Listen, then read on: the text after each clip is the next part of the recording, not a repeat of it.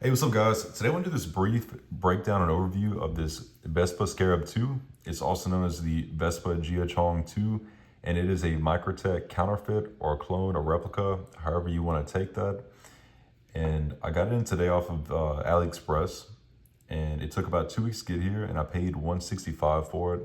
165 that's in dollars, of course, is a lot of money for a clone. And the reason why it's that expensive is that it's the M390 version.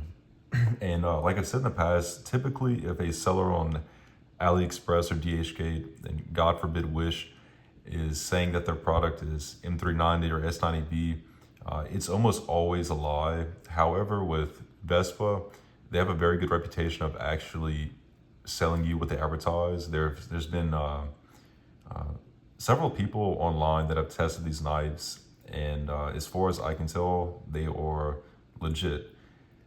Now, I have not tested this knife personally, so I just want to, give that forward out there. Always treat these things with caution, especially counterfeits. You don't know.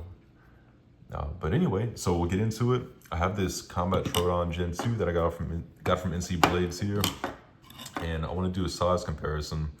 So they're very similar in length. Both handles are 5.3 inches. The blade on the Scarab is 3.9 inches versus 3.8 on the Combat Troton. The Scarab's width, the blade width, is 22.4 millimeters versus the Combat Troton's 21.5. The thickness in the blade, which is where I see most of the differences at, is 3.9 millimeters or 0.153 inches on the Scarab versus 3.23 millimeters or 0.126 on the Combat Troton. So they're both thick blades. The Scarab's just a little bit thicker. The handle is clearly thicker and bulkier on the Scarab, and the thickest part of the Combat Troton is actually thicker than the width of the Scarab, although of course it tapers down, and it's a lot. I think it's a lot neater looking personally. I'm not a big fan of the blocky look on the Scarab, but I think it's kind of meant to be more of like a work knife, something you beat up. And from my understanding, the Scarab was actually designed to use underwater, and that's why it has this grippy texture right here, which is, I thought it was gonna be a hard plastic, but it's actually like a nice, fairly tough rubber. It feels nice, and it's also why it's got a thicker switch on it and why it's got fluting in the blade. So yeah, and I think I've mentioned this in the part that I already recorded of me taking it down, but I want to clarify that I did try to deploy and retract this underwater, and it failed about 50% of the time. So if you are looking for something to use underwater, this is probably not going to be your knife. I'll probably get the genuine Microtech. But anyway, so the action is very smooth. It's definitely in between the Gen 2 Combat Troton and the Gen 3. This is actually a Vespa Gen 3 also. I'm waiting for my real one to come back so I can compare this one to that one.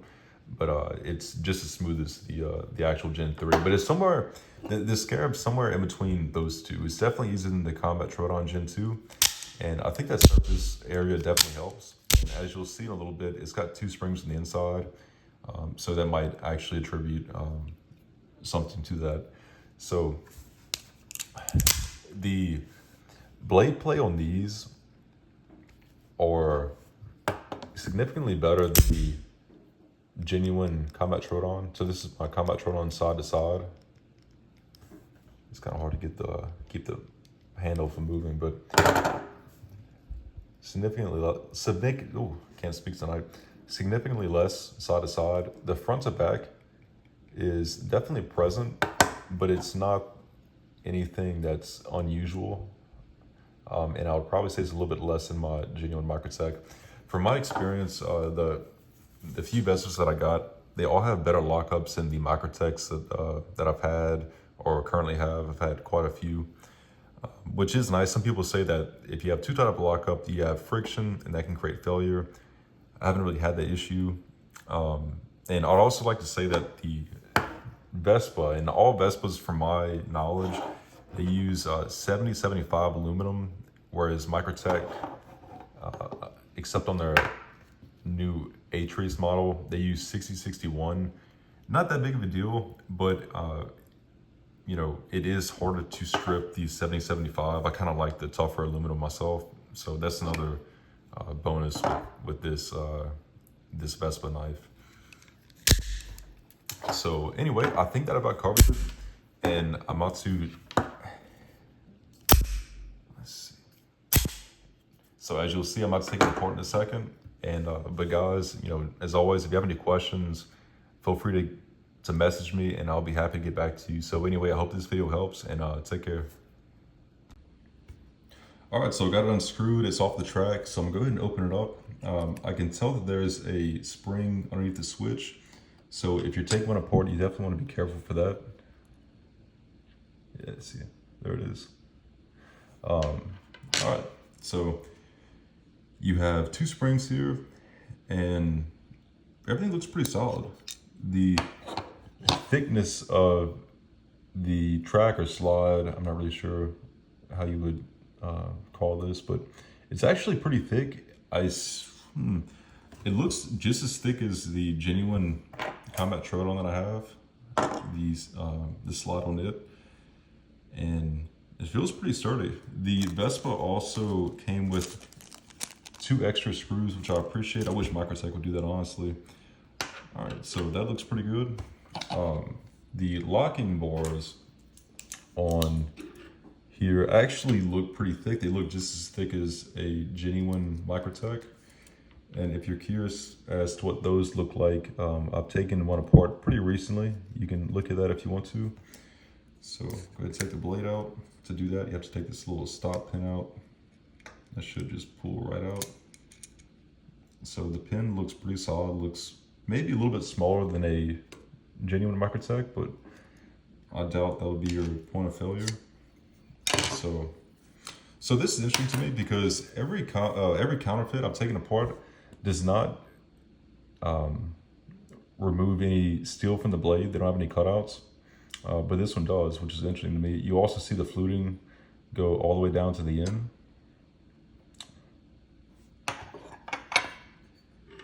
Let's see. If you're wondering why this knife's wet, I actually submerged it a little bit ago to see if it fires underwater like a genuine Scarab, and it was about 50-50. I wasn't really expecting it to, but you know, that might be important to you if you're gonna use this underwater. If that's the case, I'll probably go ahead and get the genuine model. But yeah, everything looks good. This model has this blue hardware, which I'm not really a fan of, but I mean, to each his own. Let's see if I can do this without losing anything. So yeah, looks pretty standard.